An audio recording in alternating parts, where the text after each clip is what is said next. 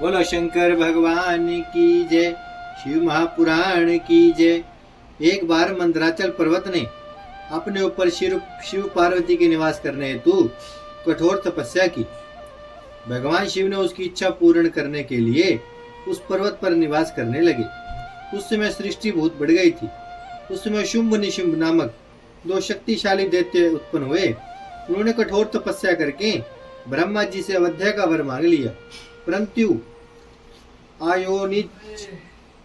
आयोनिज जन्म रही जगदम्बा के अंश से उत्पन्न, जिसको किसी पुरुष का स्पर्श न हुआ हो, ऐसी स्त्री की अभिलाषा करोगे तब तुम्हारी मृत्यु हो जाएगी। इस प्रकार का वरदान देकर ब्रह्मा जी अंतर ध्यान हो गए। तब वे दोनों दैत्य वरदान प्राप्त करने के पश्चात देवताओं को परास्त करके त्रिलोकी पर शासन करने लगे। उस समय धर्म की मर्यादा नष्ट हो गई थी। शुंभ और निशुंभ के अत्याचार बढ़ते देखकर ब्रह्मा जी शिव जी के पास जाकर बोले, आप मातेश्वरी पार्वती को क्रुद्ध करने का कोई उपाय कीजिए, जिससे शुंभ निशुंभ दैत्य मारे जाएं। ब्रह्मा जी की बात पर अमल करते हुए शिव जी ने पार्वती से नारी कुल की निंदा करनी प्रारंभ कर दी।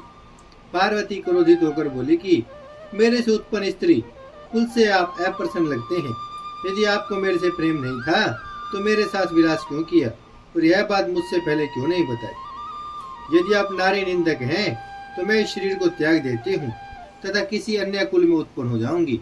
इतना कहकर तप करने के लिए वह शिव जी से अनुमति मांगने लगी।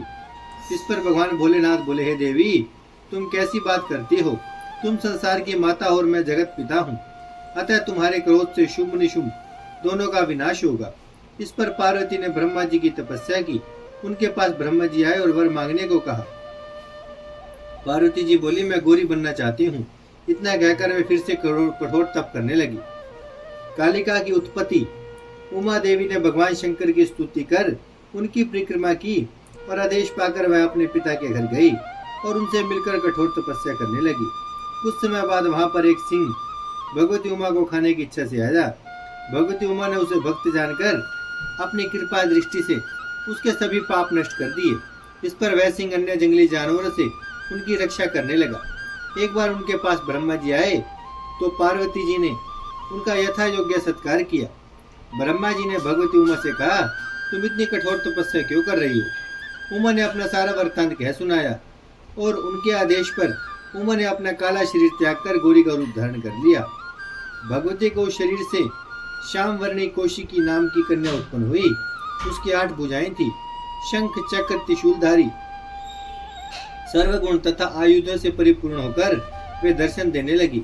तब ब्रह्मा जी ने शुंभ निशुंभ दैत्यों के वध के लिए उसे शक्ति प्रदान की और उन्हें सवारी के लिए सिंह प्रदान किया। उस शक्ति स्वरूपा भगवती ने विंध्याचल पर्वत पर पहुंचकर शुंभ निशुंभ का वध करके सभी देवताओं को सुखी बना दिया। बोलो शंकर भगवान की जय, शिव महापुराण की जय। भजमन नारायण नारायण नारायण, श्रीमन नारायण नारायण नारायण, लक्ष्मी नारायण नारायण नारायण, सत्य नारायण नारायण नारायण।